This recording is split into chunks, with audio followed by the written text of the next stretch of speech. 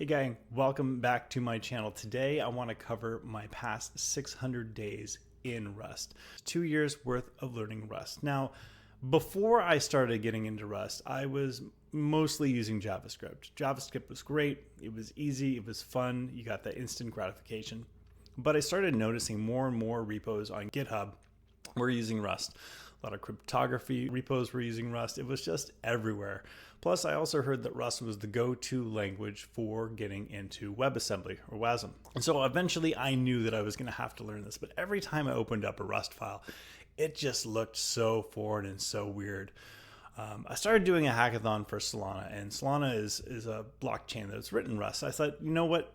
For this hackathon, this will be the time that I start learning Rust. So what I did was I just cracked open the Rust book and literally just read it cover to cover, and not a whole lot of it stuck. A lot of it just didn't make any sense at all. And that's why I wanted to make this video. I know a lot of you out there are probably JavaScript developers looking at Rust thinking like, there's no way I don't have to deal with types. It looks so weird. And trust me, like I was the same way. It looks very weird at first.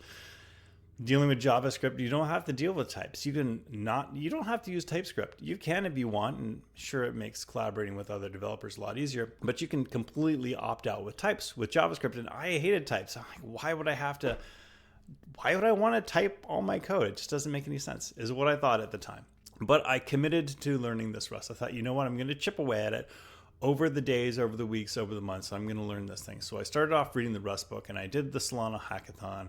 I did a couple of videos, which I'm sure you did, and they're about 2 years old now. But I just started building more and more projects in Rust. And eventually you get to learn that the compiler actually really helps you. You can screw up in Rust all you want, build something and screw up, and the compiler actually gives you really helpful messages to help fix your code. The compiler will essentially write a lot of it or rewrite a lot of it for you, which is neat. So that kind of gets you so far. So reading the Rust book, making a few projects, maybe doing some hackathons, and then sort of taking it up to the next level. Reread the Rust book again.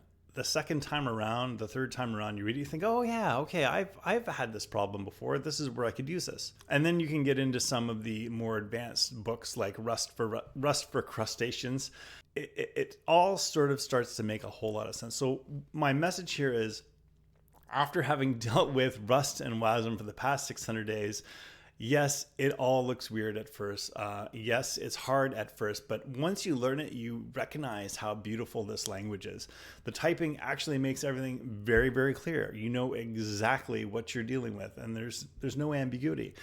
And then lastly, you get this power of running your code anywhere, in the browser, in native, on mobile, wherever. You can compile it to WebAssembly. Plus, you feel like once you've been able to read this Rust language, you have superpowers because you can read everybody's code, which only a year or two ago seemed so foreign to you. Take it from me, if you are hesitating to start learning Rust, just dive into it. Read that book the first pass around, knowing that it's not all going to stick and knowing that a lot of it's not going to make any sense. Don't worry about the lifetime thing for now. Read it and try to wrap your head around it, but don't fret over it. And then just start building projects. That's what I recommend. So I'm looking forward to seeing what you think of Rust 600 days from now, if you're just starting. And I've really enjoyed the experience, and I hope you dig into it too.